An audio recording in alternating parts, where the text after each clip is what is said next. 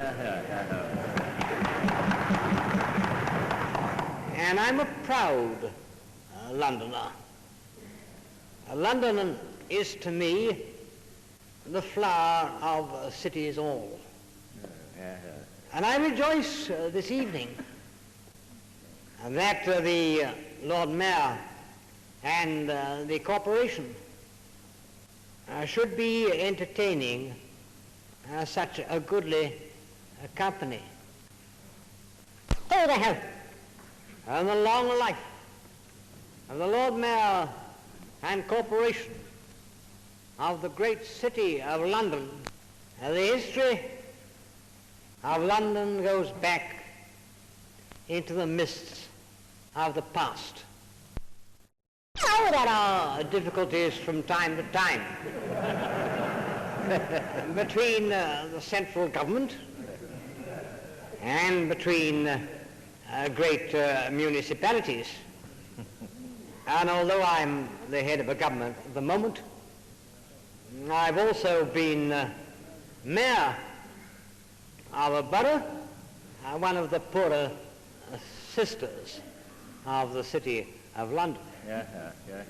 And I shall never be found in the ranks of those who would suppress the individuality of our cities and of our local governing authorities. For extending your hospitality tonight to the delegates of so many nations.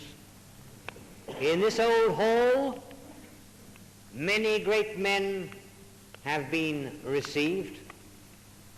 I doubt if ever in the long history of the City of London have the representatives of so many nations have been received.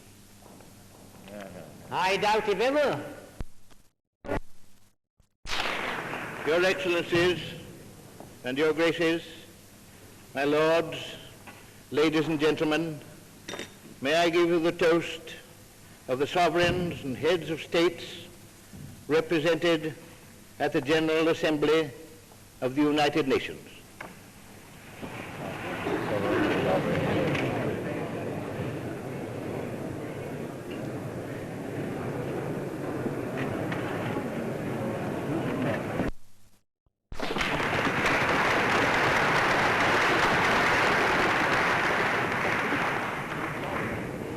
Your Excellencies, Your Graces, my Lords, ladies and gentlemen, in rising to propose the next toast, the General Assembly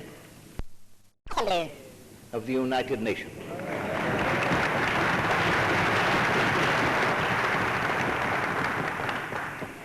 We meet tonight in this ancient Guildhall, and though only its walls remain after years of enemy attack, they are sufficient to remind you of its centuries of history and the great occasions when so many of the finest leaders of the human race have been received and honored.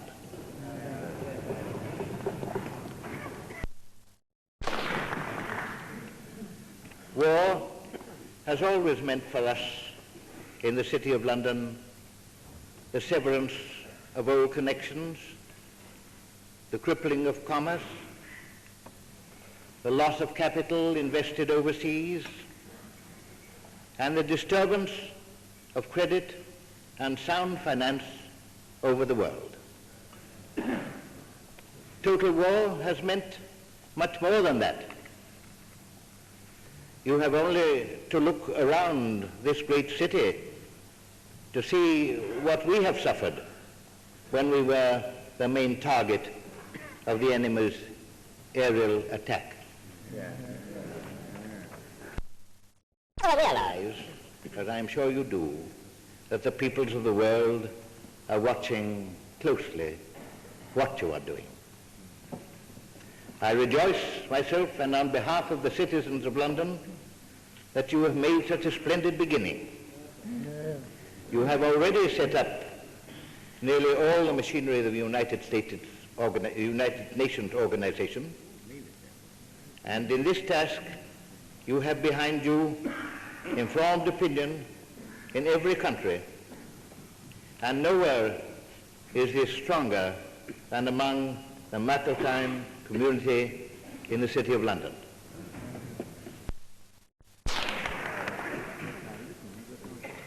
Monsieur le Lord Maire, Mesdames et Messieurs, j'ai déjà eu l'occasion à différentes reprises depuis 3 semaines de dire que parmi tous les exercices oratoires, celui que je craignais le plus était le discours d'après-dîner. Et pourtant, cette fois-ci, je l'avoue, je n'aurais volontiers cédé ma place à personne. Car je considère... My Lord Mayor, ladies and gentlemen, I already have several times during those last 3 weeks the occasion of indulging in some little practice of oratory. But I must say that there was one thing that I was afraid of most of all, and that was of the after-dinner speech. But this time, I don't mind telling you that I would have yielded my place to none.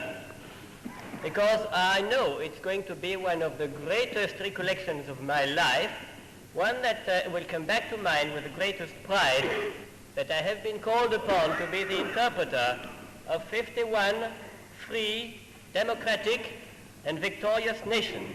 In paying... My Lord Mayor, Your Excellencies, and Your Graces, my lords, ladies and gentlemen, I rise to propose the toast of the Lord Mayor and the Corporation of London, our kindly hosts this evening.